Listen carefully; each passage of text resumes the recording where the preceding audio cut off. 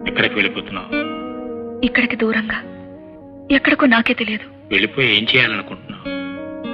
నా నుదుటి రాత, చేతి గీత ఏం చేయాలని రాసి పెట్టాయో అదే చేస్తాను. మళ్ళీ ఆత్మహత్యా ప్రయత్నం? ప్రాణం ఇచ్చే నా స్నేహితురాల్ని నిజం బయటపడిన రోజున మానసికంగా చంపడం కంటే మనిషిగా నేను చావడమే మంచిదేమో. నేను వంచుకున్నాను ద్వేషిస్తున్నావు, పరిస్థితుల కారణంగా తప్పు చేశాను మన్నిస్తున్నావో నాకు తెలియదు.